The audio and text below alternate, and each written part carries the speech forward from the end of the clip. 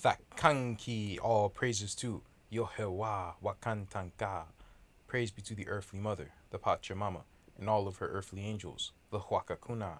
Praise be to the Huacan Samai, the Shekinah, the Holy Spirit, in the name of Matzah, Yuehan, unification to the nation.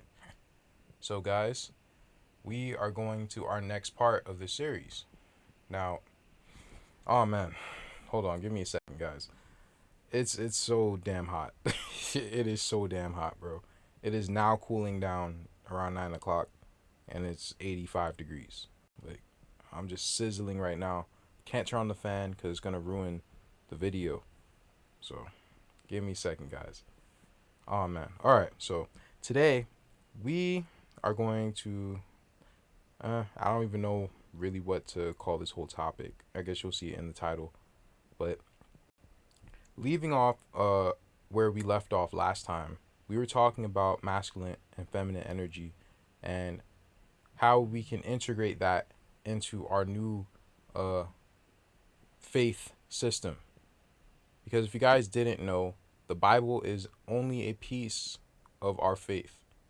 It is not the whole thing, and not only that, the Bible also has been corrupted by both our people as well as the Catholic Church. So I want to note this because I'm not necessarily doing this, religion of Pachamama, for any sort of self-aggrandizement or anything like that. It is mainly to return to the ancient ways, the ancient belief systems that we had, and what we can do to make it into, the holy city or kingdom to come. How we can be gathered, right?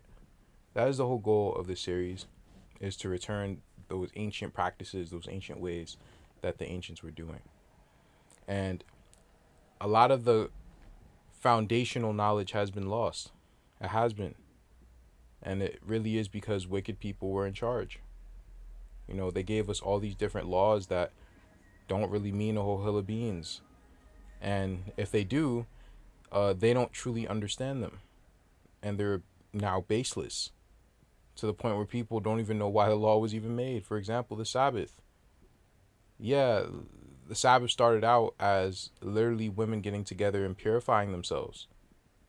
And now it turned into, well, you can't do this, you can't do that. You can't make love on the Sabbath. You can't light any sort of fire on the Sabbath. You can't walk this many footsteps on the Sabbath. And it's just dumb. It's stupid. This is stuff that man has added. And we're trying to get to the origin of things, man. We're not trying to get to the opinions of a bunch of wicked men, right? Ironically, you're going to get, my perspective, obviously, because, this is my video. But I can assure you that my opinion, I try to make it as objective as I can. But at the same time, I do use my intuition to search out certain things. I base it with research and things of that sort.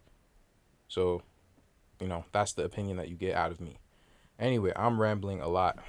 I guess I'm kind of doing it because I'm tired. And it's hot as hell. Oh my gosh. Anyway, right here you have the 24 watchers, and you have all of these different qualities that are associated with them. And when you're able to master these qualities, this is when you can start to awaken your Kundalini and you can ascend. This is how all those different people ascended, right? Because they mastered themselves. The kingdom is within. It is within you. And this is the best possible thing that we can do as a group of people, right? I understand that we can get into the use of element and stuff like that, and that's going to enhance us. But the true focus is really should be on this, right? Making sure that you're a faithful person, that you're a steadfast person, that you're a trustworthy person, that you're a patient person, and things of that sort, right? That is the most important thing. Everything else is kind of extra, bro. It's extra. And at the same time, you want to stay away from these traits, right? Now, as you move closer to these traits, naturally you're going to move away from these traits. So knowing about them, I mean, it's good, but you shouldn't focus on the bad. More so, you should focus on these, on moving towards these things. When you move towards these things, naturally you're gonna move away from this, because you can't really be in two places at once. You can't vibrate high and still be low, right? So take a look at that. Go through the list. Maybe if you guys want me to, I can go through each of them and explain how like you actually do it, like articulate it to the best of my ability, because that's kind of my thing. Like to be that philosophizing entity, if you will. It's kind of my thing. Anyway, moving down. So now, how do you use your chi or kai or prana or ether energy that each and every one of us has? Some more than others, I'm sure, but how do you actually use it? Well, let's read this. The life force prana is concentrated in the heart. It is the vitality of the person. When the life force prana is weak, the individual is frail. When it is absent, death results. When it is strong, the person is vital. The will is strong, and experience is vivid.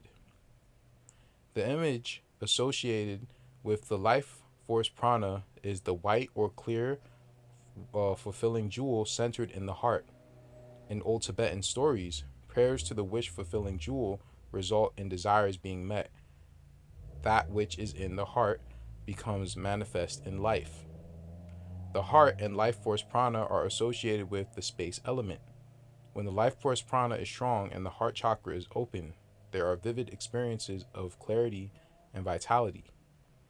When this prana is deficient, the memory grows weak and the mind is clouded. Now check this out. The life force prana manifests negatively as anger and hatred. And that's why those two are negative vibrations.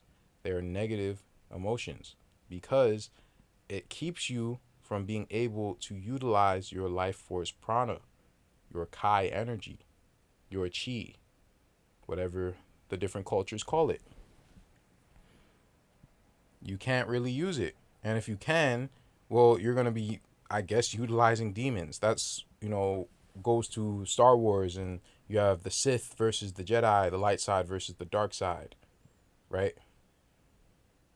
And when you build hatred, you're congealing your cells. When you congeal your cells, that is when your ligaments, they get stiff. They can't move. Your body starts to break down. You start to become hunchback, right? Out of shape, lazy, because your cells are congealed. You're holding on to something you don't need to hold on to, which is, in this case, hatred. And as the heart is the center point, the true center point of your body, the seat of your soul, it corrupts your soul. It darkens your soul. So you don't want to hold on to anger or hatred for long amounts of time. Yes, we are still quote unquote human. So these emotions do pass through us. But it should be our ultimate goal to make sure these emotions come in and out of us as fast as possible. The goal is not to make sure that they never come in. The goal is to make sure that they go through their cycle as fast as possible. To give you another example, in the book Way of Mastery, it explained how Hamashiach, when he was on the cross and the Roman was nailing him to the cross, he felt anger, frustration for a second, but then that went away. And how did it go away? It went away because he forgave that person. He understood why he was doing it. He's doing it because of sin in general, not just his sin. You see, he didn't dwell on his sin. He didn't dwell on the fact that, well, he must be such a wicked person, evil person to do something like this.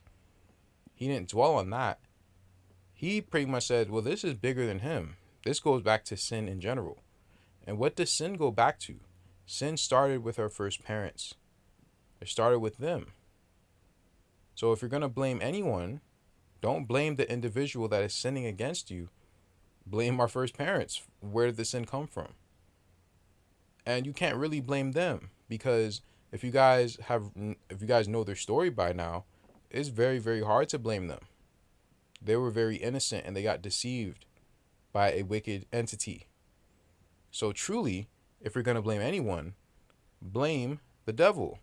Blame Satan or Semihaza, because he's the actual root of the issue. He and his band are the root of the issue.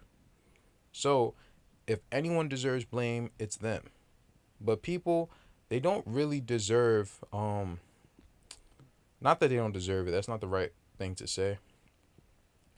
It's not fruitful to put that blame on them. If you're going to blame them for anything, blame them for being weak, right? Blame them for being able to be swayed to the dark side and to be used as a vehicle for Satan or Semihaza to use.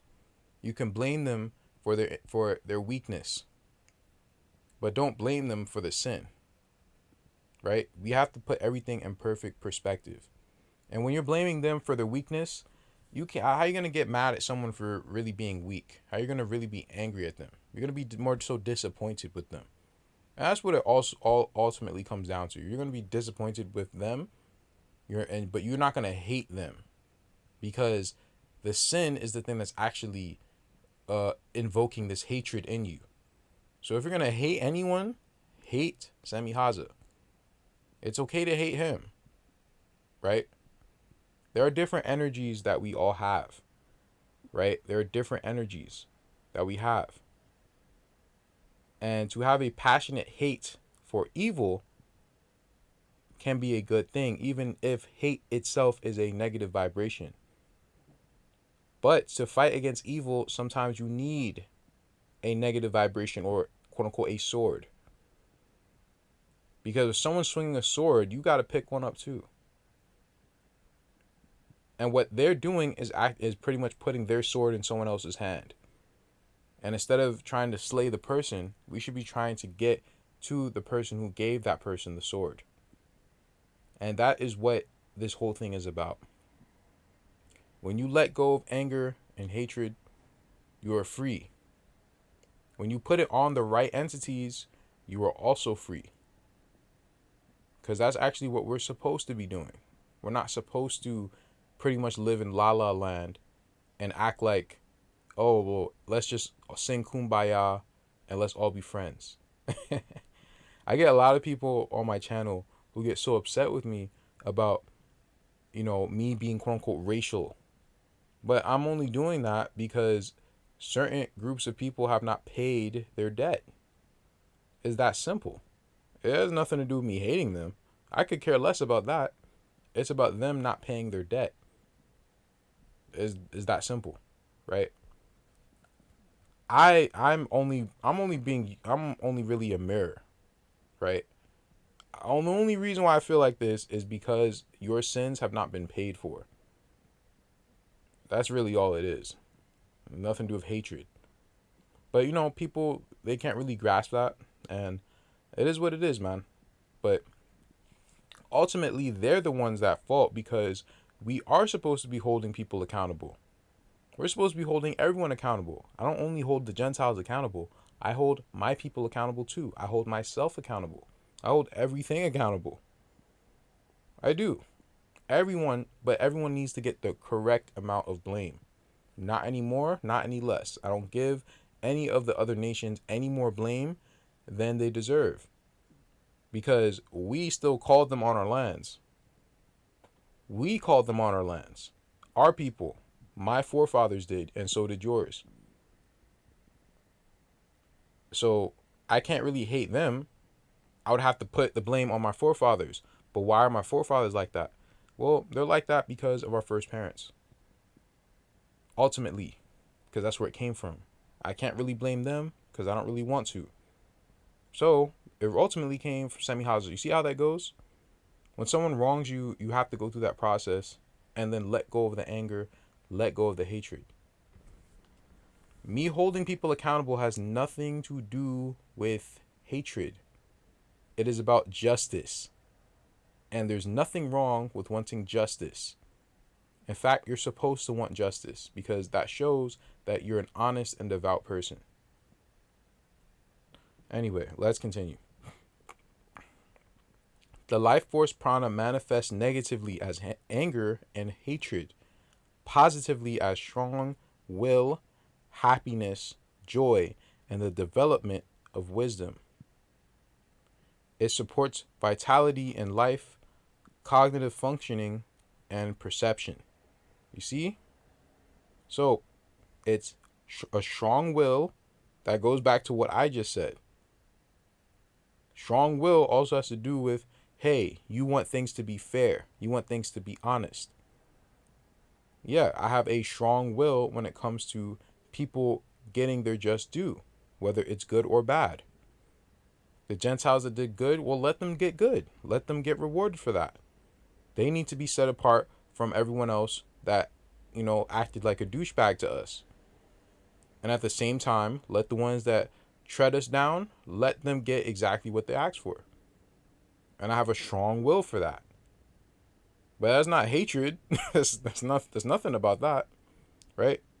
I'm trying to differentiate so that people will know the difference. So that you don't feel accused for having certain feelings. It's okay to want justice for things. It's okay. When someone wrongs you, you try to move away from that person, get away from their physical vicinity, and you just let them be, and you pray for what is it called? Reparations for you, right? You pray and ask the Father, hey, I need reparations. This person did this to me. I don't care who gives it to me, but I need reparations. And just give it to the Father and let him deal with it pretty much. Give him his lot.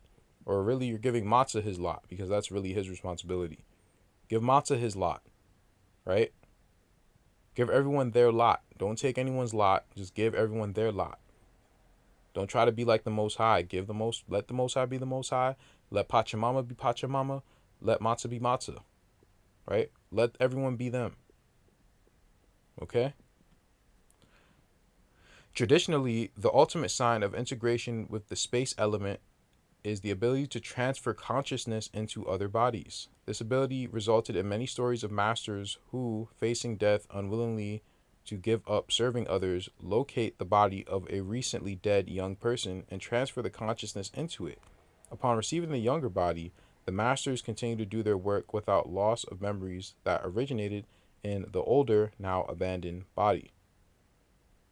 So that I included that because that's kind of crazy. I just wanted I wanted you guys to see it. I don't really have a comment on it. I just wanted you guys to see it because that's wild. Now these are the six karmic traces.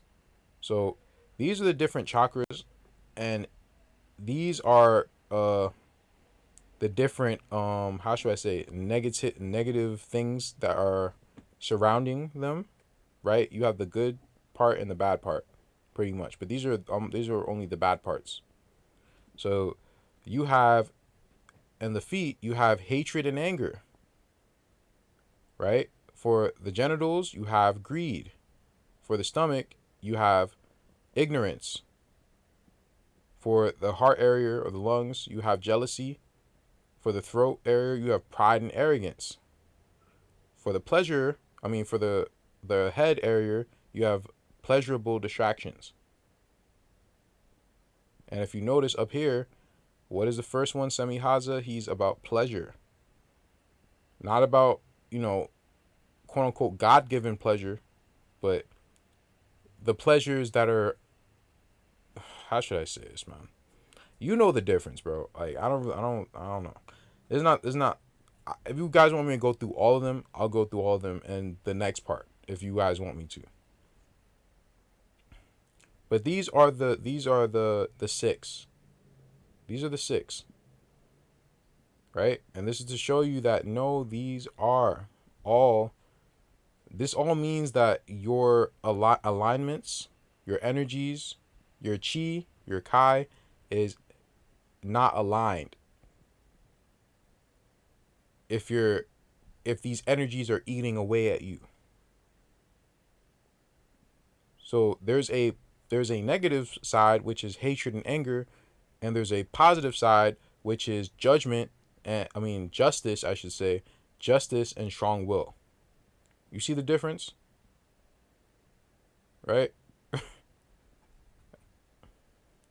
So now we're going back to talking about the male and female dynamic. There's 72,000 nadis in each person. Nadis are energy channels through which prana, divine energy, life and consciousness streams. Within the human body, there is a subtle and perfect network of 72,000 nadis that distribute this life force throughout the whole body. On the physical level, the nadis correspond to the nervous system, but their influence extends beyond this to the astral and spiritual planes of our existence. If all the nadis are functioning correctly, then we are healthily, and generally. Whoa, I read that wrong. If all the nadis are functionally correct, what is wrong with me? I can't read. If all the nadis are functioning correctly, then we are healthy and generally. It's not me, bro. It's not me. It's how it's written. Then we are healthy and generally feel happy. I don't know. That's not. I don't know, but nearly every one of us has some physical or psychic problem, which means that some of the nadis are not working properly and need to be balanced. There's always some sort of sin in us, and this is why they keep us in sin, so that we do not activate our full Kundalini and we do not get the Holy Spirit to descend upon us. This is why they literally keep us in sin for that reason. That's what Semi Haas is doing, right? Is what kind of what this whole series is about, because that's what actually dictates what right and wrong really is. It is about being at balance within yourself. When you do this, you will be a good person. You don't need a rule book. The rule book is just supposed to bring you back to doing stuff like this naturally, because the laws are written on your hearts, right? Anyway, everyone has 72,000 of these things. And this picture I showed you up here is a depiction of Naruto. This is what it's talking about. I didn't show it in this one, but in this one I was showing that the spirit rests within the center point. That is where like the chi or chakra lies. But there are different points within, and it's similar to the nervous system. It's pretty much like the spiritual nervous system. So when a man and a woman join together, right, and they are both aligned with their nadis are working and they're balanced, more or less, for the most part, properly. This is where you get the true magnification of energy. Because men and women are actually one soul split into two. This is why they have this number each, because they're one soul split into two beings. And together it equals to the 144. One of the keys to divine power, a holy marriage, ironically, that is sexually active. I'm going to show you why. Check this out. The breath is understood to be its most subtle material form, but it is also believed to be present in the blood and most concentrated in men's semen and women's vaginal fluid. So that is where the prana lies for both. I thought it was only men's semen, but no, it's women's too. They don't have semen, but they have something else. It's for them too. It's for them too. It's important too. Note, prana or kai can be spiritually expelled by even gazing on a person with sexual desire. You are only supposed to look on your partner with that sort of eye. So, in a physical way, yeah, you can expel it, but you're also expelling it in a spiritual way when you're even looking on a person and imagining vain things. Keep that in mind. You're only supposed to do that sort of thing with the other person that you're supposed to be with. And when you do it with that person, it is not debaucherous. There is nothing wrong with it, right? There's nothing wrong with it. Your spirit will really let you know when there's something wrong with it. Okay? It is other people, it's people who are, perverted that make, quote unquote, sex into something that is unholy and stuff like that. Yeah, unholy make it unholy. Unholy people make it unholy. But you're supposed to do that. This is how you activate this power. Is one of the ways. Is when two righteous people come together with the foundation of their Messiah, right? They build their foundation on him. It can't fall. That's in the scriptures, right? Then they have the power to call forth the watchers and things of that sort. Moses was able to do that, and Shem was able to do that. But at the same time, Elijah was able to do that too. He wasn't married. So, but they were still both able to do it. Now, I'm trying to think. I shouldn't say it because I don't know. I was gonna say that maybe Shem had more power than Elijah or something like that. But I don't even know if that's the case or not. So I shouldn't even say that. But let me think what I was about to say. So yes, when Elijah did it as a single man, but my point is that he can't really reach his highest potential unless he's with someone, or unless that wasn't part of his walk. Like if he came here not to get married, like literally, then I'm pretty sure the Most High will give him something else to be able to reach his potential. So I just wanted to mention that because he was not married and he was still able to control the elements. But that being said, at the end of the day, to reach your full potential, you need to be married. And to the person, particularly to the person you're supposed to be married to. Okay? Now, the age of Aquarius, which is the age of oh my gosh. All right. The age of Aquarius is really the age of the opening of the crown chakra and higher thinking. And if you guys didn't know, Aquarius is the most intelligent zodiac sign. Mainly because of its innovative thinking. It's the most out of the box thinker. As well as being an air sign. Air is the most intelligent element. And Uranus is the most intelligent planet because it's the higher octave of Mercury. Mercury is supposed to be the planet of intellect, but Uranus is the higher octave of that. If that makes sense. It's the same way how Neptune is the higher octave of Jupiter. So, as you can see here, all of the chakra points, they have a certain amount of petals. The lowest, the root chakra, having 4, and the third eye having 96, and the crown having 1000. So we were down here pretty much. We were in this area up until the age of Aquarius hit.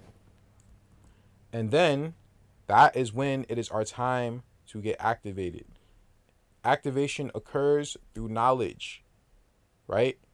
My people suffer for a lack of knowledge. They suffer for a lack of knowledge. And I understand the throat chakra also has to do with knowledge because Pluto has to do with knowledge.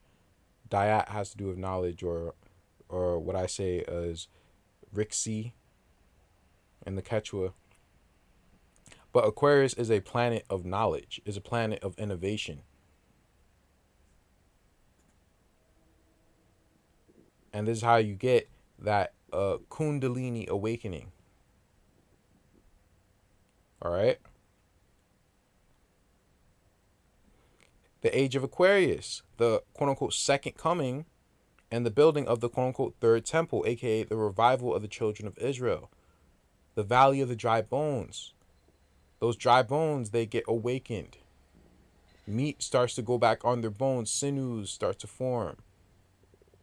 Right? This is the age of Aquarius.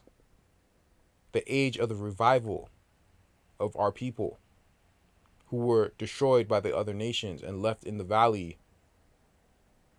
Right? Everyone came on their land. Everyone used them as their whipping sticks. Right? Now, no, I'm not saying that there won't be a literal second coming or there won't be a literal third temple, because there will be. But it's the spiritual comes before the physical. So things come spiritually before they form or manifest in the physical. So there will be both a physical and a spiritual temple, a physical and a spiritual second coming. As above, so below. Now it says here in this website that I got this from, in the book of Revelation, the 144,000 souls that are saved regards to 7 chakras. And this is another thing, guys, like, I understand that certain things in the scriptures, they are esoteric, but they're not only esoteric. People have to stop with this extreme stuff. It's both. It's both physical and spiritual. It has both meanings to it. Just because these names in the scriptures, they have meanings, or they see like, oh, there's an allegorical story behind the New Testament, that doesn't mean that it didn't happen. There's an allegorical story with the whole Bible. You can get a whole hidden meaning behind many of the different stories in the scriptures because it's a story. It's a story. It's something that's being played out in the stars before it even happens down here. This is a story that's forming. This is the Most High script. Just because you see a script, that doesn't mean that it's not actually happening. Just because someone wrote a script before the actors actually played it out, does that mean that the actors never did it? Like, that's the logic that people come to. It's esoteric. Yes, I get that, but it's also physically happening too. Yes, there was a physical person who came down and walked on this earth, who was known possibly as Joshua, who is the Messiah of Israel, who is actually Yohewah, the God of Israel, who came down and walked on this earth. Yes. Yes, there was a man called Jacob. Yes, he married somebody and had 12 children. Yes, that happened. Yes, that did happen. It's not just a esoteric thing. Once the 144,000 or 7 chakras souls ascend to heaven, the crown chakra, one will experience a second coming of Christ, and hence higher consciousness is obtained. Kundalini yoga teaches that once the 7 chakras are fully activated, the serpent then ascends to the crown and spiritual enlightenment is received. Yes, I understand this stuff is allegorical, but this shit is gonna happen. Best believe. Kokul Khan is a real entity and he's gonna return. But he's already has spiritually returned because he's descending upon his people right now. You get it? The Shekinah is descending upon her people, resting upon her people once again. And you have the 33 vertebrae. Let's read this real quick. Christian Kundalini symbolism. Jesus Christ lived for 33 years, which is symbolic to the serpent energy, ascending up the 33 vertebrae to crown chakra, where Christ consciousness resides. After the death of Christ, it is said that first settles in hell, or the root chakra, and resurrects into heaven in the allegory of the Kundalini rising through the 7 chakras and reaching to the crown. Now you have the 33 vertebrae. You have the 24 watchers, which I showed you earlier, and you have the 9 planets. And I put the question mark because I don't know if that's literally what it means, but that's what makes sense to me. right? I don't know if that's literally what it means. So I'm just throwing that out there. I don't know if that's what it means. Okay. But if that's what it means, it would make sense because we're supposed to master the energies that all 9 planets have to offer, as well as what all 24 of the Watchers have to offer. If we're able to master that, master ourselves, that is when we can truly ascend. Where we're too righteous to be down on this earth. Now, I don't know if any of us will literally be able to do that on our own.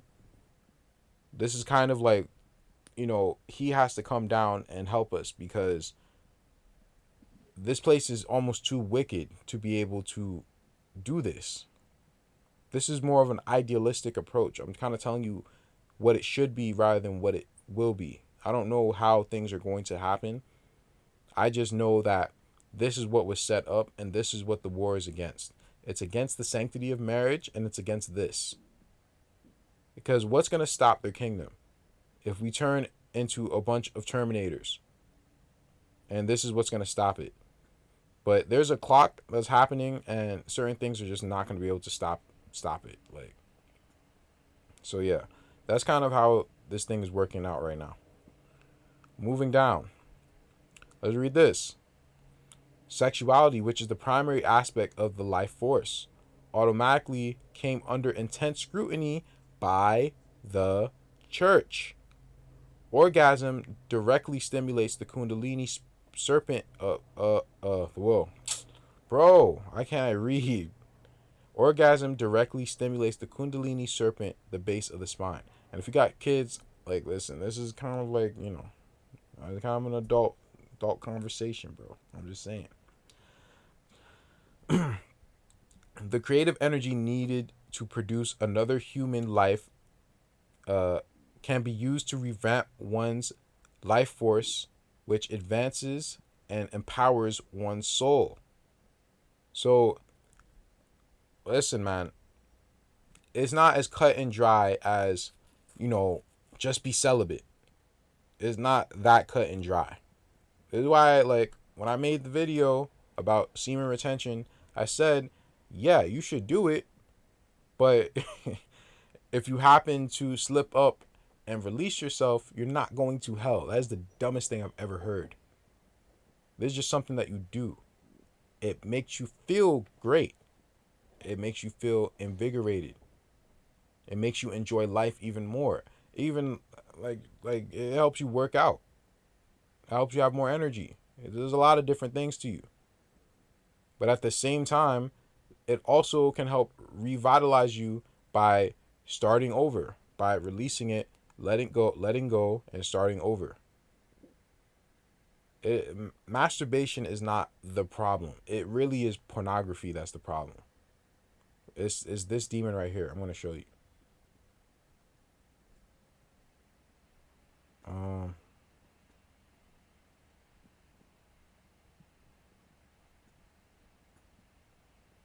This one, Zakel, because he's the master of pornography, is generated electricity. That's the one that's the actual problem. I'm not telling people, hey, go start spilling your seed. That's not what I'm saying. I'm saying that the real problem is using that while spilling your seed. That's a problem. But just doing it is not really a problem. It's like neutral. It's like, you shouldn't do it, but it's not necessarily it's like whatever, pretty much. It's pornography that's the problem. And it's not only that,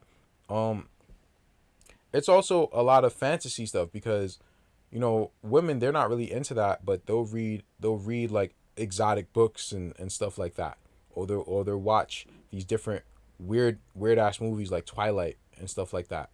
And want to live in this fantasy world where some I don't know, some vampire is gonna sweep them off their feet, or they'll start joining furry clubs and all this weird stuff, right? This is the same demon. It's the same demon that rules over pornography. Is the same one that rules over that stuff. Putting people outside of reality. Pornography and that other stuff is not reality. It's fake. It's generated electricity. It's generated fantasy because it teaches people that the real world is not as good as the fantasy world. People and or what about those girls are so into those K-pop dramas? Oh my gosh, I don't see how people can't see that it's the same thing. It's the same thing as an avid damn porn watcher. Is someone who is an avid K-pop drama music person to the point where they think that Korea is now this fantasy land. And now all Koreans have all these beautiful features and they're the most beautiful people on earth, and it's just weird, bro. It's weird. Like, I know people know these type of people because they're out here. They're out here, man. Oh man, they're out here, man. They really are. My older cousin was exactly that type of person, except we grew up more on like the anime era. So she was more like that with Japan. Like, oh, I'm gonna move to Japan. I'm gonna learn their language. They must live in like, where they live. It must be a beautiful place, not like here. I'm like, what the hell are you talking about? What are you talking about? The same thing. And of course, you learn that later. But that's my point. It's the same demon. It's the same thing. You guys understand? It's the same thing. And that's what actually profanes the sexuality, is doing things like that. Right? So, anyway. So, I hope you guys understood what I said. Right? The first act is like is I see it, honestly, I see it as neutral. It's better if you store it, but it's not the worst thing in the world. Now, if you're doing that all the damn time, that is bad. That is bad. I'm not gonna lie to you, that is bad, because you need, like, it's like if a tree constantly uh expelled its sap, it's gonna get dry, right? Why would you do that? But trees still expel their sap sometimes, don't they? Well, exactly. But do they do it do they do it twice a day? I don't think I don't think so. I don't think so, right? So you have to use prudence with that. I would suggest that you would just store it, but that's my suggestion. It doesn't mean you're going to hell if you don't. Okay? It's just prudent to do so because it will make you a much happier person, and it brings you closer to the Most High. And it brings you closer to the Most High because it makes you a happier person. It gives you energy, and it's almost like a replacement when you don't, like, it's like for single men, pretty much. That's something that single men should do. And on the flip side, that's the same thing applies to women, right? That's something that both should engage in. Chastity is something that both should engage in until marriage occurs. And we're going to go over that more later on. So, continuing. Orgasm directly stimulates the Kundalini serpent, the base of the spine. The creative energy needed to produce another human life can be used to revamp one's life force, which advances and empowers one's soul. Obviously, sexual activity could not be prohibited, so fear was used in its place. I don't know if this person's not a native English speaker, but under strict regulation. In the Zion religions, especially in the Catholic Church of old, all sexual pleasure was sinful and prohibited by the church. Intercourse was only to produce children and nothing more. You see, that's where people get into all this weird stuff, bro. Because the Jews are, even like, and I'm talking about most likely our people, start to do the same thing. I'm going to explain to you why this stuff came about. Why did people start doing stuff like this? Where did it come from? Intercourse was only to produce children and nothing more. Nakedness became a sin because it led to lust. Masturbation was another mortal sin. Anything that had to do with the raising of the Kundalini was severely attacked by the church. The sole purpose of the Christian church was for the removal of knowledge and nothing more. It's true. It's true. Now, the Most High also used, these people to pretty much beat the witchcraft out of us, if that makes sense, to beat the bad behaviors out of us so that we could reset ourselves, because We had a lot of wicked things that were entrenched in our belief systems. So they were used as a fire or as a belt to beat that out of us and have us reinvigorate ourselves, restore ourselves, and build ourselves correctly. Because it's pretty much like building a tower, and the first couple of pieces were bad pieces. And they're gonna fall. And when they fall, they're going to fall really badly. So out of his love, he said, okay, let me clean my people, right? Let me clean my people of this debauchery so that their tower can actually be a real tower at the end and I can enjoy them. See, that's love. That's love. That's how you have to see it, man. Now, there is a lack of balance in the world. People police sexuality or they completely let it control them.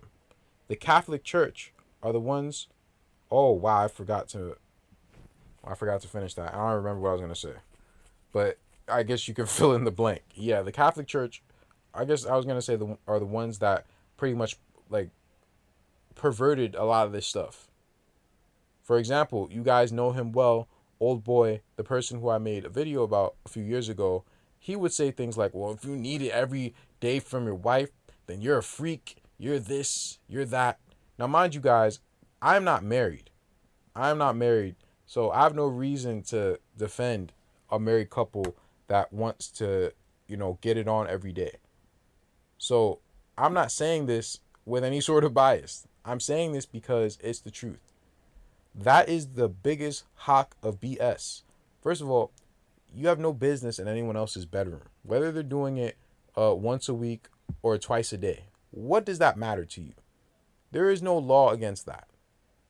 And another thing, guys, I did not grow up in any sort of church. I grew up learning from my father, right, who was a former Hebrew Israelite teaching on the street. He noticed their corruption and left. And he taught me and my sister from a young age. So I have no experience with church. Like, yeah, I would go there every once in a while because my grandma, she would kind of like, force me and my sister to go. But I can count how many times on one of my hands, how many times we went. It was 4 times in total that we went to her church. And I don't remember any of it because I don't think I was actually like in their service or anything like that. I think I was like in their back room or something because my dad really was against that stuff. And I thought it was BS. I thought it was stupid. So I did not grow up in Catholicism where some of these other people have grew up in. I didn't grow up in Christianity. I didn't grow up with, with some of these, I don't know, like these entrenched issues or these entrenched viewpoints on how they view religion or the Bible and stuff like that. Right? I really only look at the scriptures. And even then, because I question things in the scriptures. But I question it to where, okay, what was this person's mindset, right? For example, some of the stuff that Aaron wrote, I understand some of that stuff came from Babylon. It came from Hammurabi's code. Okay, that's something I can pinpoint. Some of the stuff that in the New Testament, some of the stuff is great, is good. Some of the stuff doesn't really make sense to me. But just because it doesn't make sense to me, that doesn't even mean that it's wrong. It just means that it doesn't make sense to me. But I also have to note that the Catholic Church had their hands in it. And even so, there's nothing in the New Testament that literally says any of this garbage that they're pushing. Like, they're literally making things up. So they're the ones that pretty much made a lot of this stuff into, into some freaky, perverted stuff. And now people who have a base in the Catholic Church, in Catholicism, they push some of the same principles. Some of these same weird principles. These Bible thumper principles. And it's just weird to me because, again, I didn't grow up in that environment. I didn't. I was born into the truth. Learning in that way. So, I like there's not many people who literally got bullied for not being able to go out on Saturdays or wearing fringes or not shaping up your hair. That was all me. That was all me. I'm not bragging or nothing. I'm just telling the truth. Like, I grew up with a different religion. Like, I just did. I don't understand that religion. I don't understand Catholicism because most of it doesn't really have to do with the Bible. So anyway, the abominable church, which is Satan's command center, are the ones who truly hate marriage, because they're adding all these rules to it because they don't like marriage. They don't like the fact that you have access to another person's body that you could receive pleasure from at any time. They don't like that. They don't like it. It's almost like they're jealous of the fact that you have this ability to do something that is pleasurable not underneath their watch, and they don't like that. And it's weird, bro. It's weird. There's very few rules about what, like, how you're supposed to, like, sexual rules in marriage. There's very few rules in actuality. And I think there's literally only one, and that's don't sleep with your wife on her menstrual cycle. That's it. It's the only one. All the other ones, I've never seen before. I don't know where they're getting them from. It's weird, bro. It's weird. Like, it doesn't make sense. Like, people make things up. Like, it's weird. Anyway, it is not more beneficial to be alone. That is a deception. See, people think that extreme celibacy, oh, that makes you more righteous. See, that person, he can deny his urges. That makes him righteous. No, that doesn't necessarily make you righteous. What are you talking about? That has nothing to do with righteousness. Being obedient to the Father is righteousness. If he never said deny your urges. Where are people getting this stuff from? Where are people getting this stuff from? It doesn't make sense. You only deny your urges against something wicked. That's when you're making him happy. But just denying it just to deny it, your wife tells you, hey, come to bed. You're like, no, I can't. That's wicked. Why are you such a freak? Like, what? Yo, this stuff is crazy, bro. Like, stop listening to people, man. Like, even me, like, anything I say, if it's resonating with you, cool. But if it's not, do not believe me. I'm telling you. Believe in your Holy Spirit, in your Wakan Samai, in the Wakan Samai, in the Spirit that's dwelling within you, because that's the Father's voice. Right? You don't have to believe anybody. You don't. Stop letting men run your lives for you. Be a big boy, be a big girl, take off the diapers and learn how to live your life. Stop leaning to prophets, quote unquote. Stop leaning on people to give you direction. No one needs to do that for you. You could do that for yourself. Okay? Don't need to listen to grumpy old men who aren't getting any play in their marriage dictate how many times you could do something with your partner. That's weird, bro. It's weird. So weird, bro. Anyway, it does not wait. I don't know what I was trying to write there, but extreme celibacy does not, I think that's what I was trying to say. Extreme celibacy does not make you more holy or close to God. It doesn't, right? It has nothing to do with it. It's about balance, right? I'll tell you when celibacy is holy. Having one wife. If you want to say that's celibacy, that's holy celibacy. Or if you are courting a girl and you don't do anything to this girl until you are literally married, that means after the marriage ceremony, that means after the wedding. That's true celibacy, that's true chastity. I'm using those words as if they're interchangeable or not. I have to look at the definition again. But that's what it truly means to be holy in your sexuality, is to follow the rules. But whatever the hell that they're talking about, that has nothing to do with any rules. No, nakedness is not a sin. Showing your naked body to random strangers is a sin. Showing your naked body in public to other people is a sin. Yes, that is a sin. That's something that you're not supposed to do. But showing your naked body to your other partner, to your other half, what the hell? That's not a sin. Showing it to your father and mother, well, yeah, that's weird. Shouldn't do that. You seeing your father and mother naked? Yeah, that's not proper. Other people seeing you naked? Yeah, that's not proper. Other people seeing you half naked? No, it's not proper. It's not. You cover yourself up, right? I really don't even understand why the Indians dress so half naked, because it doesn't really make sense to me. Let me be honest with you.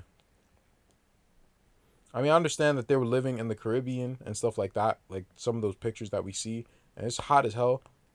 Like, it's like this all the time, but I don't know, man. I don't know. Anyway, practices like semen retention are more for unmarried men.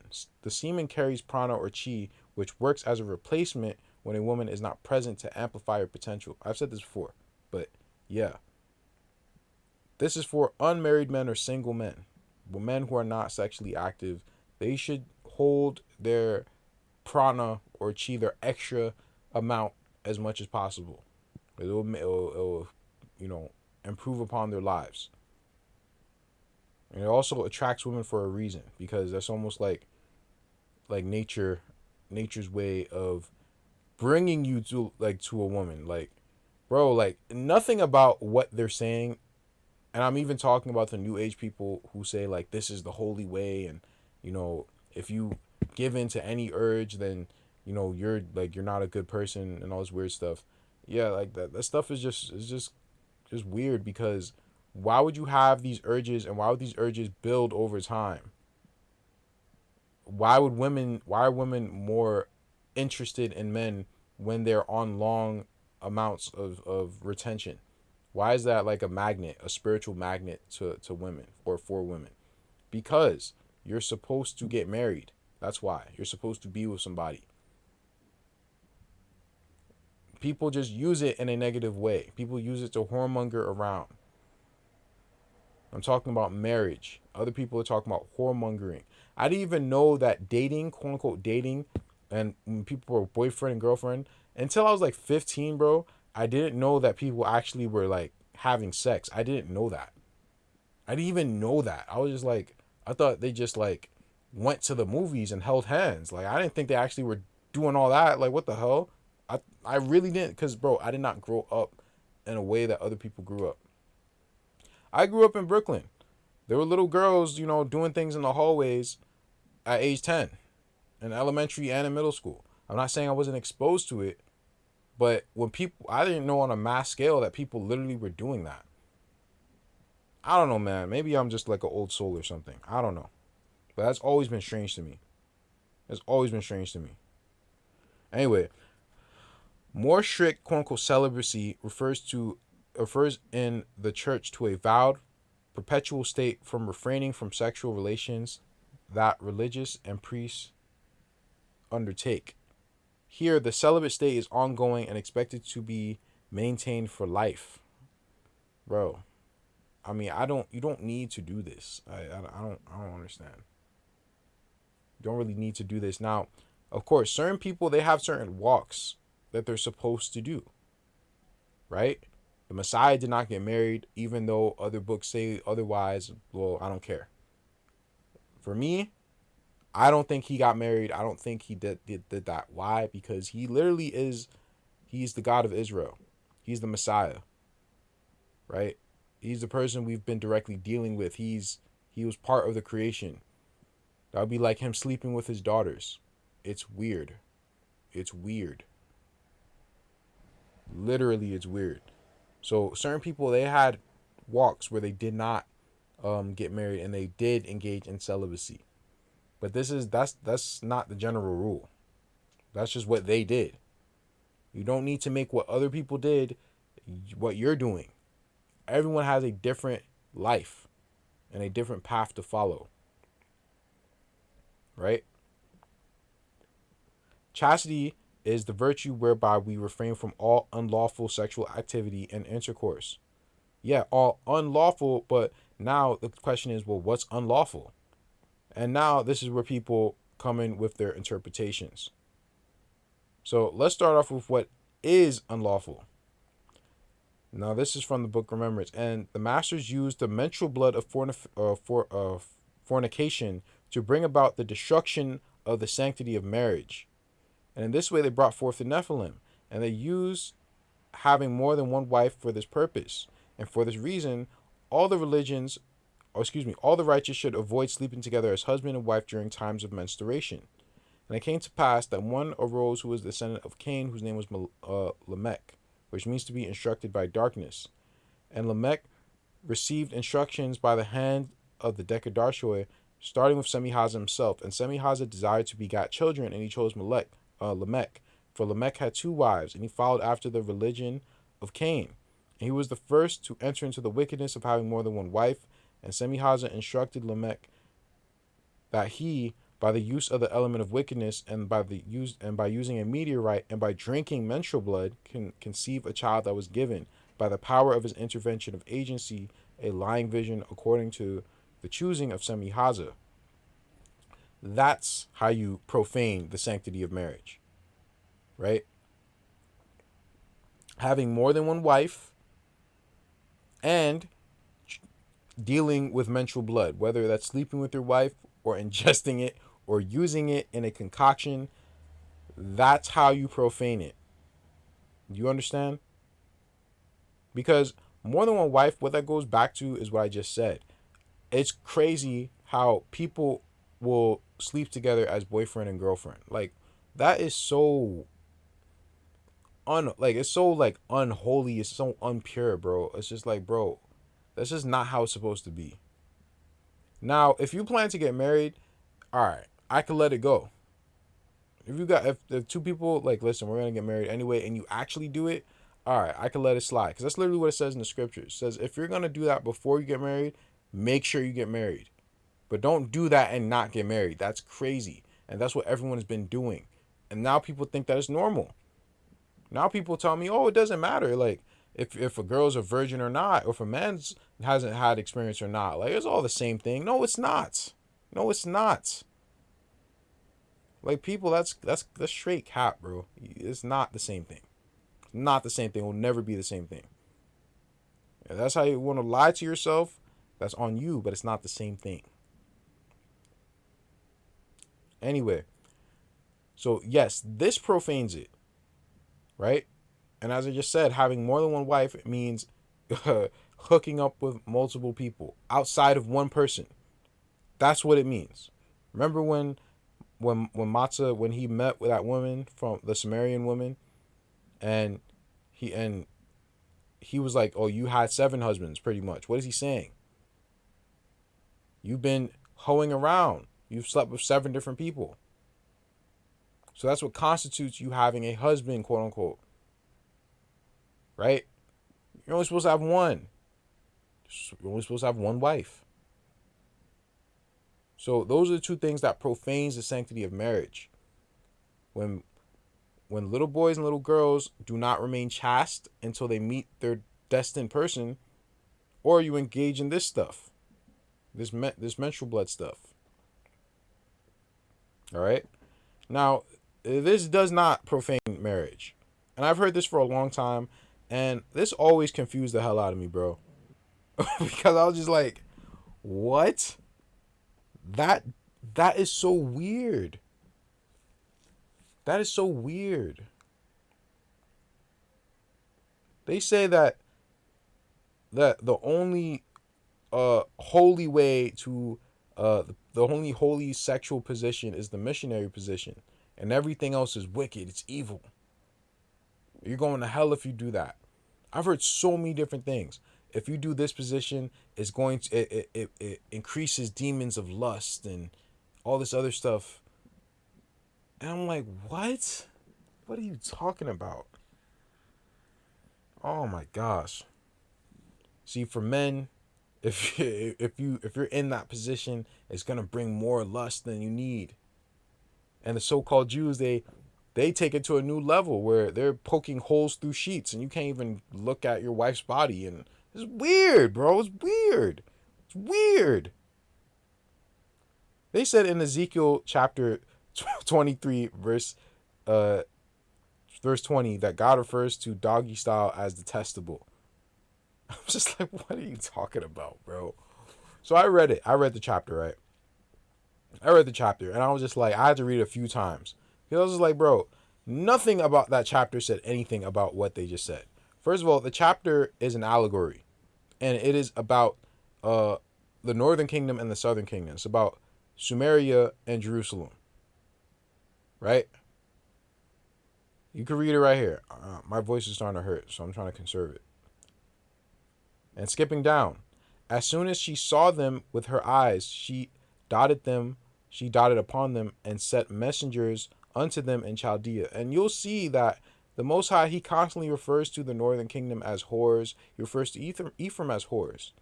Ephraim is a cake not turned, right? That's not talking about the fact that they're light and dark skinned. That's talking about how they're like an oven that's waiting for a baker to put in his bakeries. This is a nice way of saying that they're face down, ass up, waiting for the Gentiles to pretty much act upon them. Calling them whores because they're acting like whores for the other nations and for their idols. This is allegorical talk. And a lot of stuff has actually been cleaned up because he literally will say what it actually really is. And the Babylonians came to her into the bed of love, and they defiled her with their whoredom, and she was polluted with them, and her mind was alienated from them.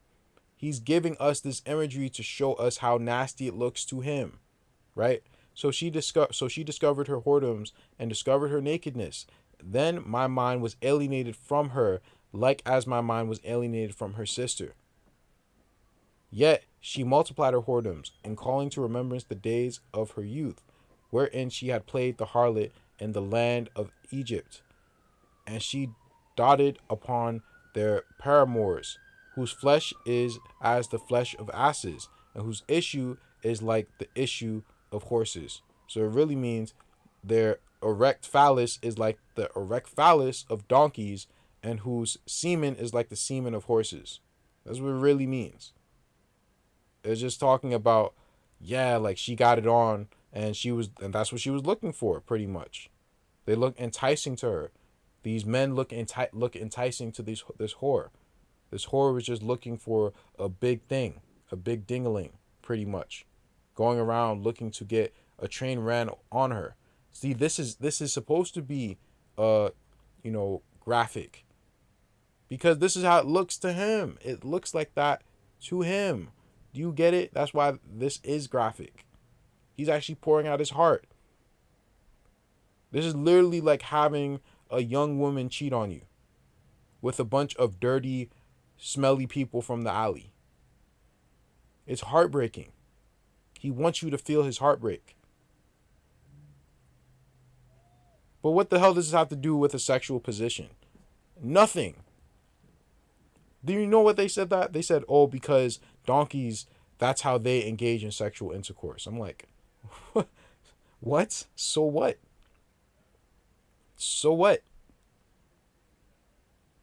Like, what the hell? What does that have to do with anything? But people will come up with this stuff, and I said I'll tell you why they come up with this stuff.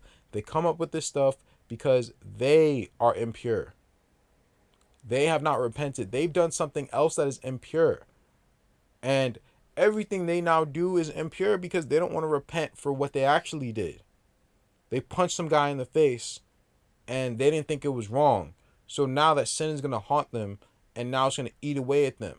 And now they're going to think, well, damn, I just hit my wife from the back. Yo, that must be it. That must be it. Oh, it's wicked. Oh, that's what it is. No, it's because you punched the guy in the face.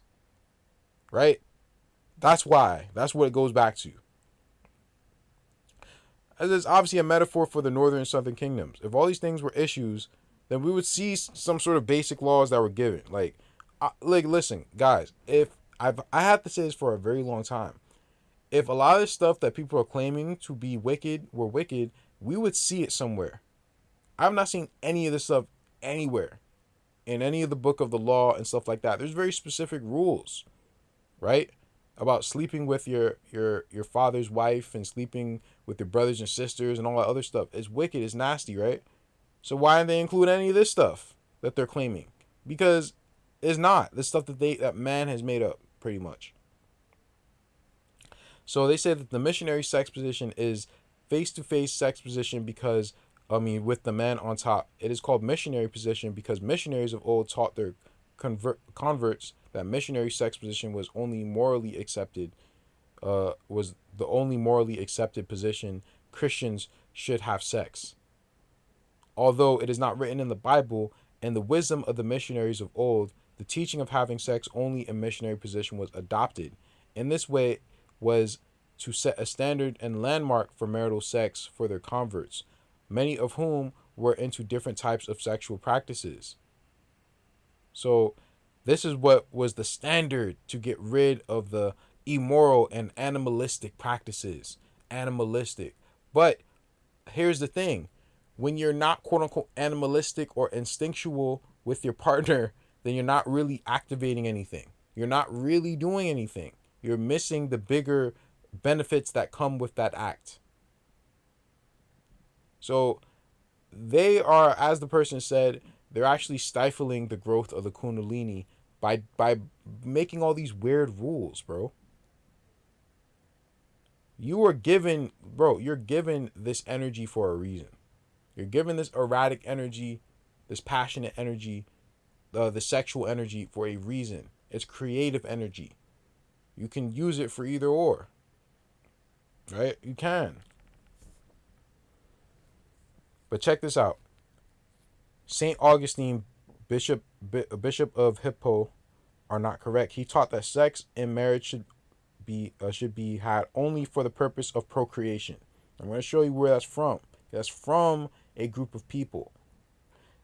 He encouraged married couples to refrain from sexual intercourse as a way of exercising spiritual discipline and as a way to hasten Christ's return. uh, Yo, when I read that the first time, I was dying. He connected the original sin to sexual intercourse, and it had nothing to do with sexual intercourse. It had nothing to do with that. Like, nothing at all. And I said, this comes from the Greek way of thinking, because the Greeks believed that women were for child making or procreation, and men were for quote unquote love. And this is what leads people to do other types of sexual acts, because they'll demonize vaginal sex. They'll say, "Oh, that's something that is too holy, so you have to do it this way," right? And at the same time, they're doing all this nasty stuff with other men, saying, "But this isn't really sex, because sex is really only between a man or a woman. This isn't it." This is the stuff that people will come to when you have rules instead of spirituality. When you have spirituality, then you understand where rules come from. When you have rules or religion, then you're constantly trying to get over on the rules. You understand? Like, you should have enough common sense to know that you're not supposed to sleep with men. Like, are you kidding me? I don't think anyone had to ever tell me that, bro. When I read it, or my father taught me it in the Bible, I was like, oh, well, no shit, pretty much. Like, what? Are you crazy? That's nasty as hell. No one taught me that it was wrong. I just knew it was wrong. When I hit the age 5 or 6, I was like, what the hell? Ew. Are you crazy? Why would you want a guy? Like, it doesn't make sense. That never made sense to me. I still don't understand what the hell's wrong with people. But the reality is that they are the perverts. They're making something that is natural into something that is perverted. The wicked don't know how to repent, so they come up with random reasons for their guilt. They're feeling guilty about some sin that they did, and they don't know how to go about it, so they start putting all these different rules on everyone else. That's what the wicked do, right? I want you guys to take note of this. I know this is kind of more of a raunchy video, but this stuff is just naturally like that. Like, you shouldn't think of this stuff as, as quote unquote raunchy. Like, people back then didn't really look at it like that. Like, yes, this stuff wasn't for public consumption, right? But they've kind of inversed it. Like, if you talk about this, like, I don't know, like, it's weird, bro. It's weird. Like, I feel like when you try to dig deep on this topic, you start to get judged by people, and it's just weird. Like, bro, like, this stuff is not a bad thing. This stuff's not a bad thing. Now, let me tell you what actually profanes the sanctity of marriage. Now, note this, guys. I'm not trying to make anyone feel bad about their past decisions or anything like that. So do not take this personally. But this is just how it's supposed to be. Babylon has done a number to our people. I understand that. But I'm talking about how things should be, what we should be striving for. I'm a very idealistic person, if you can't tell. And I get that. So my morality might not sit well with certain people. And I don't really care. That's not really the point. But I'm just letting you know that you shouldn't feel bad. Right? If you do, that's on you. But I'm letting you know this is not a personal attack on you. This is me simply telling you what it should be. Just because it didn't work like that for you, I mean, that doesn't mean that you're a bad person. It just means that we're in Babylon. So, as I said earlier in this presentation, when there's sin, you do not stop dealing at the ends of the sin. Stop dealing with the result. Deal with how it came out to be. Deal with the root of the problem. Right? The root of the problem, okay, maybe you didn't do everything I'm about to say. Okay, cool. But why? We're in Babylon. That's why. Well, why are we in Babylon? Because our people fell. Why did our people fall? And keep going back until you get to the first sin. And when you get to them, our first parents, then you get to Semihaza. And then you could blame him. Okay? Anyway. Any sexual act with someone who is not someone you are going to marry in the future. It is prudent to wait for actual marriage before engaging in anything with anyone. That is how you protect the sanctity of marriage. Now, you can sum it up to having more than one wife, but I'm telling you how it really, really should be. Because that doesn't really tell you the details of it. So that includes any act that involves sex, and that's verbal included, kissing, hugging, touching, or even gazing upon someone in a sexual way. And this is before marriage. It is not stuff that you should be doing before marriage, if you can help it. When two people are getting to know each other, their focus should be on whether they are compatible as friends first. You should be trying to be friends with this person. I'm not saying that you won't be physically attracted to this person. That's not really what I'm saying, but that shouldn't be your goal. Your goal shouldn't be, how can I get under this person's skirt, or how can I get into this person's pants? Your goal should be, how can I see if we are compatible as friends? Because that sexual activity, it only lasts for anywhere less than an hour. For the rest of the 23 hours, you have to spend time with each other. And if you got together for that hour, I mean, it's not gonna last. And if it's not gonna last, I doubt that you're not going to be with anyone else after that. So now you have now profaned the sanctity of marriage. If you're gonna make a dumb decision, then you have to eat that decision. But now you're just gonna keep doing that until you pretty much, make more quote unquote whores in the land, because that's what a whoremonger is. Right? A woman doesn't become a certain way unless a man is doing it, because the man is the one who's responsible. A man can never say, "Well, she seduced me." Like what? That's not an excuse.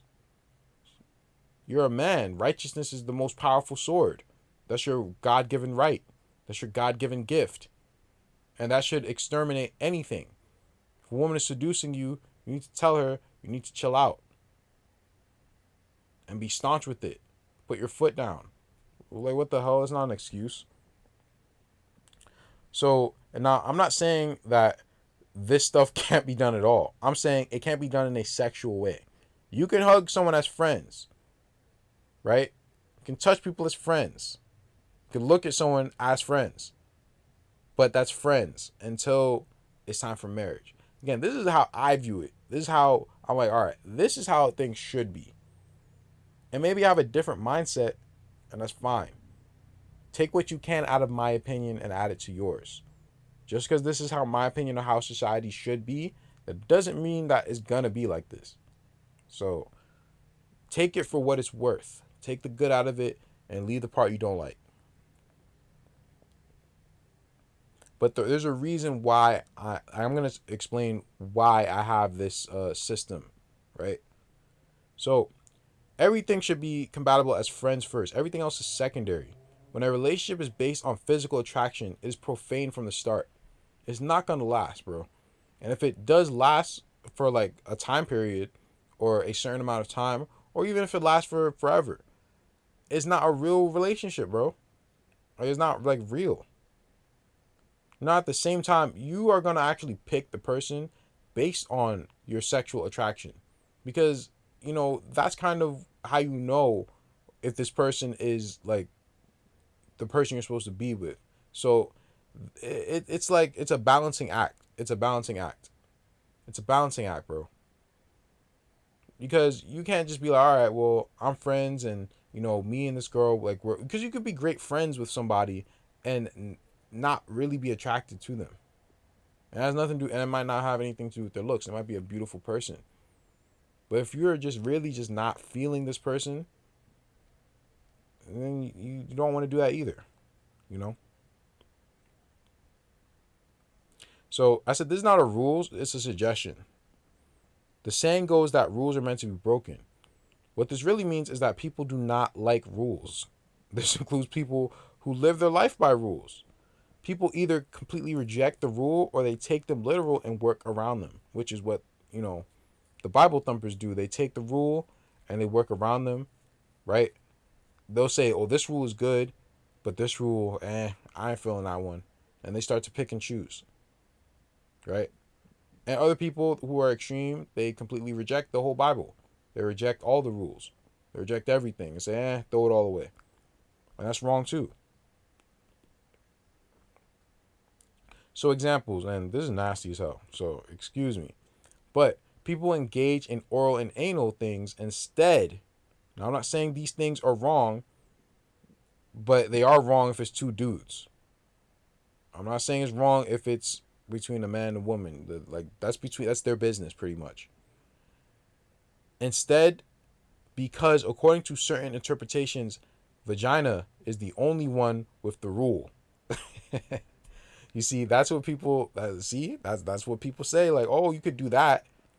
Like, oh yeah, men they should be able to to kiss. I've heard people say this nasty stuff before, but they'll say things like, well, how is it gay to kiss a man? You're not having sex with him. In fact, sex only exists between a man and a woman. So can you really have sex with a man? Does that even exist?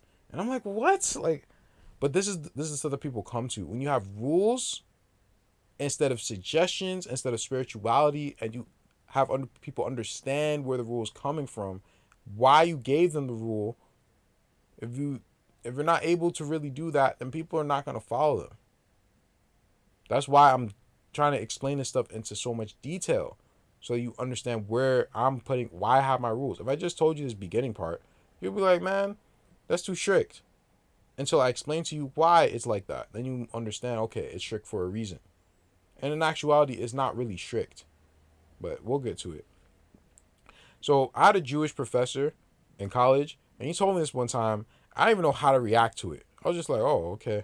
And inside, I was like throwing up. But he told me that men and men can't sodomize each other, according to their religion. Like, all right, well, because of Sodom and Gomorrah, and, they translated the Hebrew word, and he couldn't really get around that.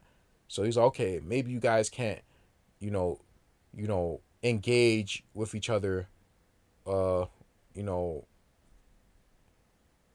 I want to say it's so weird, bro. To have anal sex with a man, he said, all right, you can't go that far, but you can give your partner blowjobs. And I'm just like, oh my gosh, bro. My point, guys, is that when you have rules, people want to work around the rules. When you have spirituality, you can't work around what the Holy Spirit is teaching. Can't work around it. Because when you work around that, that just shows how wicked you are. Right? And a person can't hide behind a rule. So again, let me note that these suggestions are not strict at all. They're meant to keep all parties safe. That includes the female's father, the female's mother, and etc. As a man, you should see all women as either your daughters. I did not finish that. I meant to say your daughters or your sisters. Why? Because we are embodiments of the Messiah and they are all his daughters. So, if we respect him, then we must respect his daughters. You see why I'm saying this? Because if you have a daughter, that's exactly really how you would want her to be treated.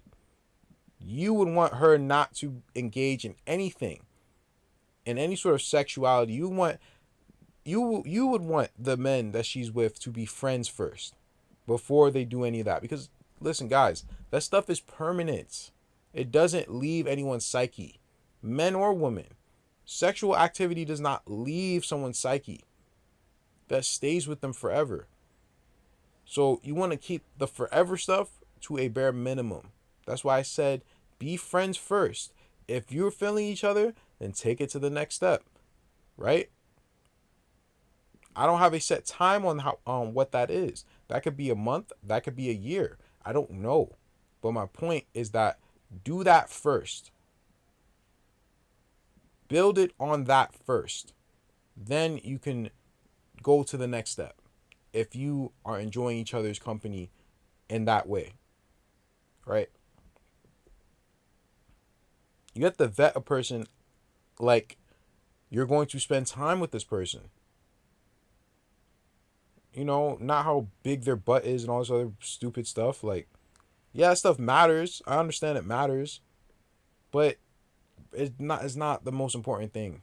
It's not what the relationship or you choosing this person, that's not what it should be based on. There's a lot of beautiful people out here. It doesn't make sense to choose someone based on that. It's dumb. It's not logical, bro. It doesn't make sense. So, then we must respect his daughters. And if we want a close relationship with him, meaning the Messiah, then we need to see through his eyes. We need to see them as our daughters too. Would you slut out your daughter? I would hope not. You know, if you're a man, I would hope that you wouldn't slut out your daughter. Right? Would you want another man slutting out your daughter?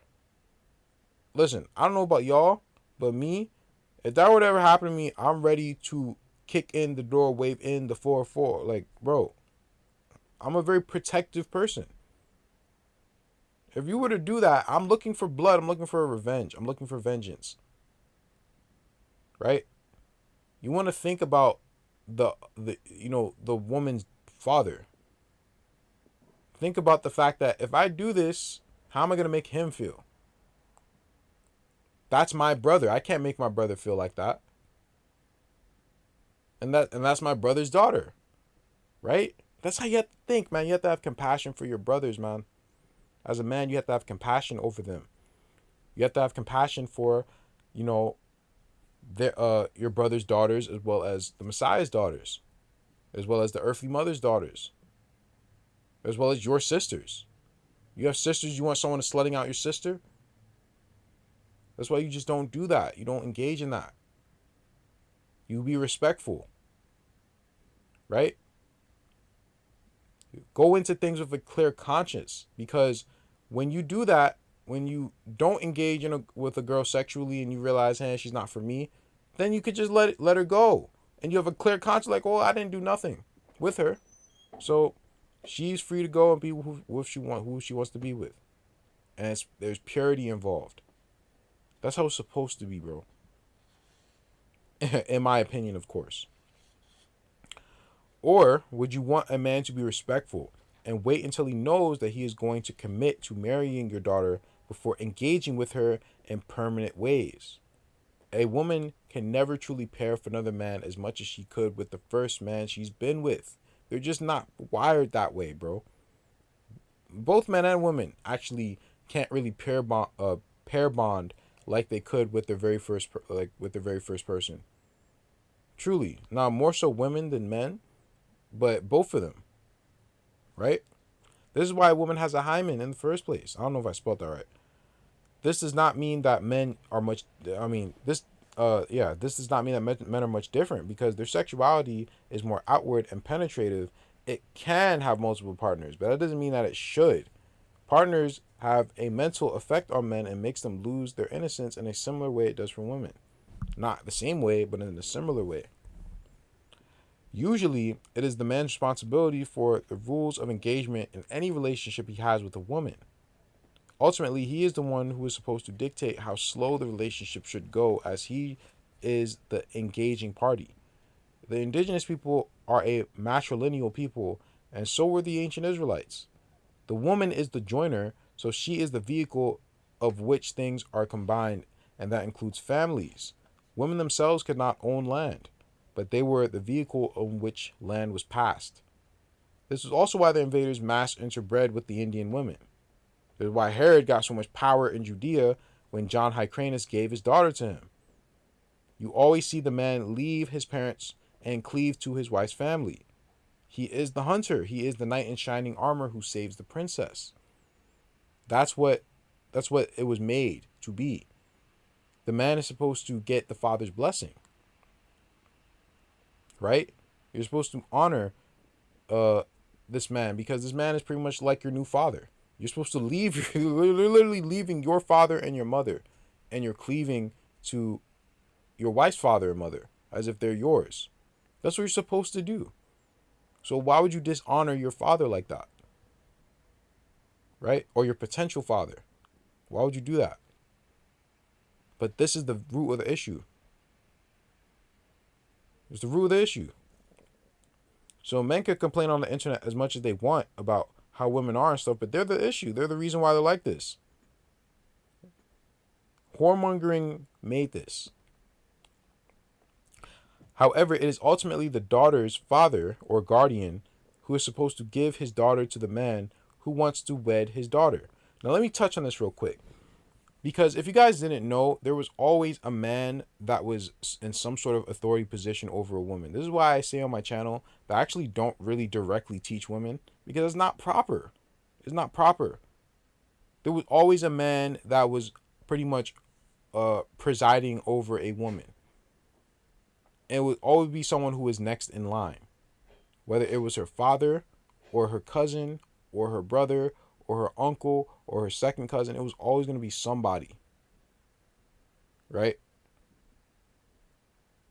Because that, like, there can be no passing of the torch. How is a woman going to get married? You need this male entity's blessing.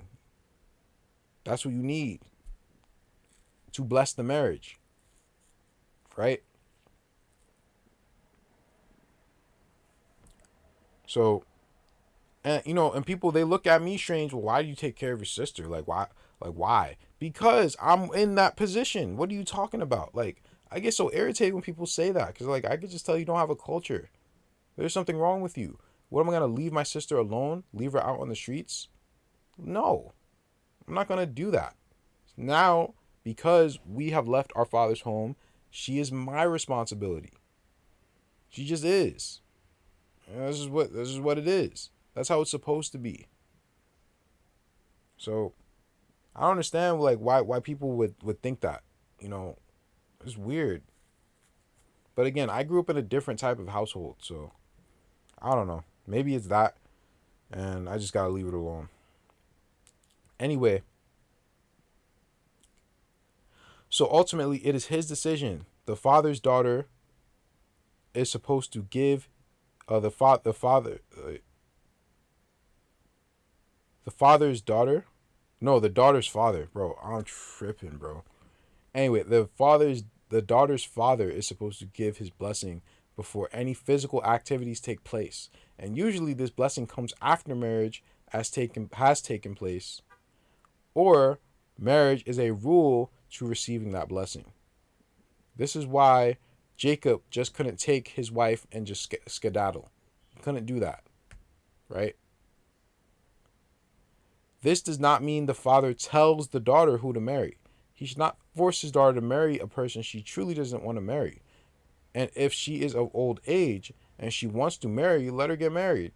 And for example, if the man is a drug dealing bum, if that is who she wants to marry and she's of age, then let that then that daughter isn't the most righteous person, and that just needs to be accepted. You know, if that's who she chooses, and she's like, listen, I know that you don't like him, but I don't care. That's who I want to be with. You just gotta let her go, bro.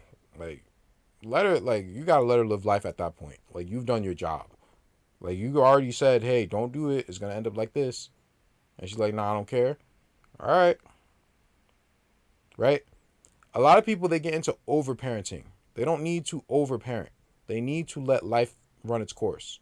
The daughter can't ever say that the father look out for her, and she has to deal with those consequences. In fact, she'll love her father for the fact that he did warn her,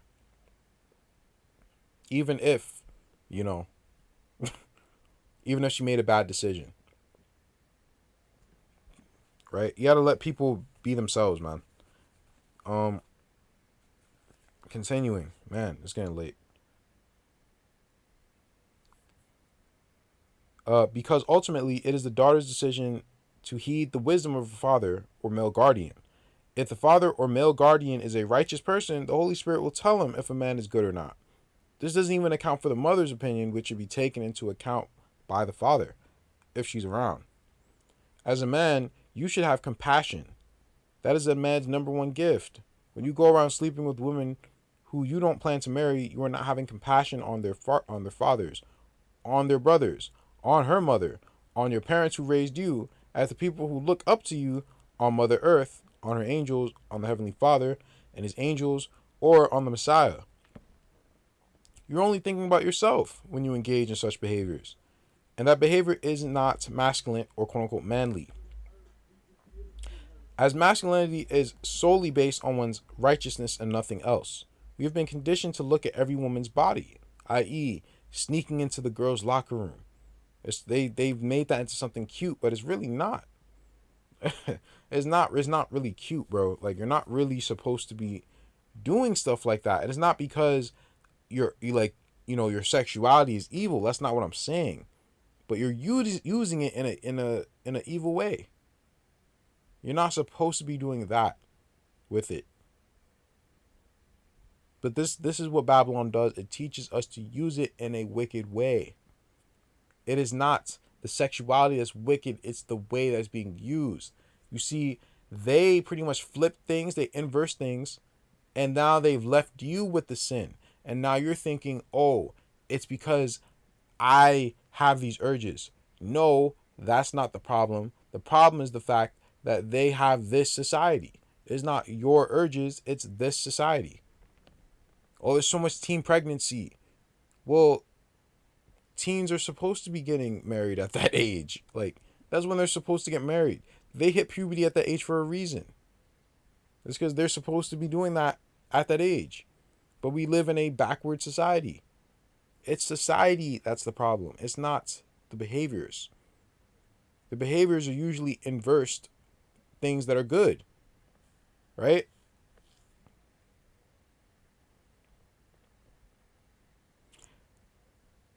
The issue is that people aren't getting married young enough. They're supposed to start getting married when they hit puberty. Because of the imbalance of hormones, women are getting their menstrual cycles earlier and earlier. And they're really supposed to get them around like age 15 or so. That is the time where they should start getting married in a normal society. Men would start getting married between ages 14 to 21, depending on the man. While women would start around 14 to 18, depending on the woman, right? It isn't always the case, though. Joseph got married at age 31, and Asenath got married to him when she was 18, right? So it's not always that. In among the the quote unquote Jews, right? It's a rule for men to get married before a certain age. It's a rule for women to get married before a certain age. They have that same rule among like the Aztecs and stuff. Like, you're supposed to get married young. You're supposed to. You know? It is important to treat all women with the same respect you would want your daughter to be treated with. And I know that's a cliche, but that's really what it goes down to. That's what it goes to. Because you can't really argue that. Like, what are you gonna say? Like, I don't care if what happens to my daughter. Well, that's the problem, nigga. Think about your father's well-being. or think about her father's well-being. A father has a lot of responsibility, and what he wants to know is whether his daughter is protected and happy. A father thinks about the well-being of his daughter more than he does for his own wife. So please keep that in mind. Teach boys to look forward to fatherhood and girls to motherhood. Teach them that their partners will find them beautiful, because they will if they're with the right person. This is hindered when either party does not pull their weight. For example, you sleeping around people, you think that's gonna attract your true person? It might not. I don't know. But you're not helping. For as much as for all you know, you being promiscuous actually makes the other person promiscuous. You never know. I don't even know if that's the case or not. And if one person is so awful, then most I might give you just someone else. You never know how things work. So it's just important to just be your best self, right? To be your best self, and teach your children to be their best selves, right? If you don't agree with all my rules, why don't you come up with a philosophical way of looking at life and base it on something that's righteous, the same way I did. Teach them to protect this union with everything they have and to give the other person their all, right? Relationships are not 50-50, they're 100-100. It should be this person is trying to make this person as happy as they possibly can, and this person is trying to make this person happy as much as they possibly can. Not them saying, all right, I gave in my energy, I gave enough. No, you give your all. You give your all and the other person gives their all. Everyone should be giving their all. It's not even just relationships. That should be everything. That should be a father-son relationship, a father-daughter relationship, a son-mother relationship, or just a business working relationship, people in the community. You should give your all to everybody, right? All relationships should be 100-100. Now, that's really idealistic, and this advice is idealistic. I'm mostly saying what it is supposed to be, not what it is going to be in a society like this. This isn't appropriate advice for Babylon, right? In Babylon, you kind of have to watch people for a long time. You have to be suspicious of people, and it's a damn shame, but that's just what it is. I'm talking about what it's supposed to be rather than what it actually currently is. So please keep that in mind. Now you can read this. I was going to read this, but my throat is like, I don't know if I have a voice anymore. So how can this problem be fixed? So, among the Israelite communities, premarital sexual engagements happen in their populations way more than every other group, and it really isn't even close. Right? Skipping down, for the system to work, it takes multiple people on one accord. It takes a basic level of understanding, respect, and boundaries. It also takes land and a community. However, we had all those things. We had a large community, the size of 2 continents, and land, the size of 2 continents, as well as places all around the world. So what made it fall? The most important ingredients: respect. There was no respect for Father Sky and Mother Earth, nor was there any respect for our ancestors who went through the Egyptian bondage, nor was there any respect for their mother and fathers of the women involved. If there is no respect, then there is no morality, as respect is simply love in action form. So once you lose good morality and respect, you lose the land, you lose the community. So therefore, you must make sure that you are being honest and upright in all of your ways, including yourself and others. That's the most important thing. Your morality is the most important thing.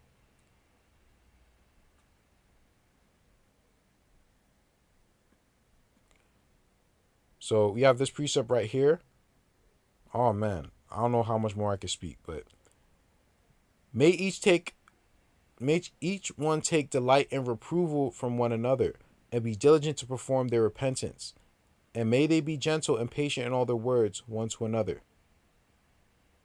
For reprovement must flow easily between husband and wife. It should be viewed with respect, and it being the most important benefit from their fellowship together. Now we're going to come back to this, but here's another one. But those who have corruption in their lives will hold on to this virtue, but not that one. And many of them will feel justified in their choosing to have this virtue, but not that one. So you don't want to be one of those subjective people that are pretty much choosing what they want to do. You should always do right. You should always act in moral ways. There's never a time not to do that. And what people will do, sadly, they'll make excuses. They'll make excuses instead of just handling the root of the problem. So I said you must not let your personal / subjective opinions from insecurity get in the way of foundational structure. Otherwise, you'll self-destruct. And that's just what it is. So, skipping down, and thus reproval is meant to bring repentance, and repentance will bring forth forgiveness, and forgiveness will restore and refresh and cleanse hearts and souls, and back into an awareness of the presence of our Father. But you have to be careful who you reprove or who you act. Oh, wait, let me read this first. And when you are forgiven, the effects of your sin are removed from your life. And when you forgive others, the effect of their sin are removed from your life. And when you ask me to forgive someone, the effects of their sin are removed from their lives for that specific incident. Forgiveness is for the forgiveness of the other person is for you, not them. So when you forgive someone else for something they did to you, that's for you. That's you putting the ball in their court and saying, okay, take your garbage. This isn't mine. This belongs to you. That's what you do when you forgive someone. Right?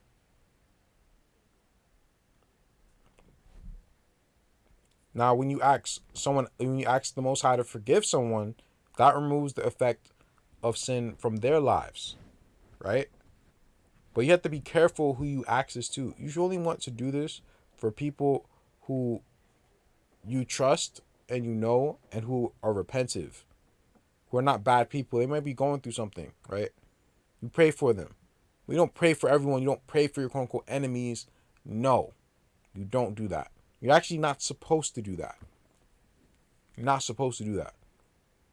You don't pray for the people who stole our land and decimated us. Like you don't pray for them. You pray for your brothers and your sisters. You save your prayers for that. Save your prayers for your wife or your husband. Right? The people who you know and trust. That's who you save your prayers for. You don't give your prayers to dogs. You don't cast your pearls before swine. You don't do that. And he that reproveth a scorner getteth to himself shame, and he that rebuketh a wicked man getteth himself a blot. Reprove not a scorner, lest he hate thee. Rebuke a wise man, and he will love thee. Now, I'm going to say this. I put this in the last slide, but oh my gosh, I'm getting tired, bro. What was I about to say, bro? Damn, I forgot. I guess we'll see you later. Oh man. Now let me read this. Now this is a very good story. It's a very good story. And Zanak married a daughter of Yaakov, who was left behind in her father's haste to escape the trauma and fear of the murder of Mattaniah or Abel. And she was just a little thing, and her name was Didi. And she was very injured by being left behind and profoundly affected by it. And grandmother Rihi raised her, and as she grew into adulthood, she had desired to assert herself to control others, so that she may never be abandoned again. I read that wrong. That was some dyslexic stuff, but forgive me for that. But listen, man, this is where it starts. It starts with sin. It started with the sin of her father. That sin got to her, right? And instead of forgiving her father and forgiving herself, and what I mean by forgiving herself for being in that vulnerable position. She should, it's okay to be in that position. The result wasn't what it needed to be, but that's an effect. Something that effect came from something much bigger than my father. My father did something wicked. He did a sin. He did a sinful thing. He shouldn't have did that, right? That was messed up what he did. We're not saying that's not. But why did he do it? He did it because of the sin that occurred with Cain and Abel. And why did that sin occur? Because of our first parents. See how everything goes back to them? And it came to pass that she and Zanak began to have children and to face the normal pressures of life. And Zanak began to be influenced by the feelings of the need to be satisfied. And those feelings were how Semihaza piled his wayward feelings upon him. And Didi, being the feelings of his heart made flesh, became strong to want the things around her, to give her a sense of security from want and abandonment. And she continually had bad dreams of being cast out empty. You see, this is what he does. He feeds on insecurity. You don't want to have insecurity in your heart. You want to forgive and be free. This takes this parasite out of your heart, out of your spirit. Because this is what he works. This is what he works on. Now you start to have bad dreams and stuff like that. He first he really starts with fear, and that fear breeds insecurity. She fears being left behind again. She has abandonment issues. But she should have honestly looked at it as, well, I could have died truly. So, the Father truly is looking over me. So no matter what happens, I'm gonna be repaid. And not only that, we just have to restore the earth to what it was. This is a war. We're in a war. Casualties happen in a war. We're not in our rest. So those are the things to remember, guys. We're not in our rest. Casualties happen in war. And chalk things up to Babylon. That wasn't all three. I can't really, my memory is like fading, bro. That wasn't even all three of the things. But you could rewind it and say, you can go back and see what I just said. I think I remember, bro. Let me just keep reading. And when Zanak and Didi began to express dissatisfaction, those of the residents of Nod became perplexed and could not understand, and they looked upon such settlements with wonder. And Zanak and Didi began to feel ashamed, and they felt alone in Nod in their desires for satisfaction, which comes from demanding the complete and immediate fulfillment of a need or a want, and temporal things cannot fulfill a spiritual or emotional need. You see that? They're looking for the physical for a spiritual or emotional need. That's where it happens, man. It gets you caught up in this web. He twirls you around his finger, man. It's a sad thing. But this is what happens to a lot of different people. And it starts with them just not being strong enough, to get over their past fears and traumas and insecurities. So that's what I want to show you for that. Now, I said this would have been avoided if she forgave those who ran away and left her abandoned. This does not mean that what they did was right. All it means is that she was supposed to understand the bigger picture. She was supposed to understand why that happened to her. It happened because of the sin that occurred with our first parents. That was the origin of it. It could be applied to literally any sin that has ever been done. It all comes from when Semihaza deceived our first mother. Everything has a trickle down from that event. If she wants to blame anyone, blame her first parents. And because of their sheer amount of innocence, that will not last long. Then, that sin no longer has anywhere to latch onto because sin is a parasite. Give the sin back to Semihaza. Put the blame on him. Don't let him get away. Put that blame on him. Just be like, wait a minute, you're the reason. Always put the blame on him. Hate the sin, not the sinner, right? That's what the Christians say, right? But this is what it goes to. It needs a host to feed on. When you forgive, you take away that parasite's food. Forgiveness is for you.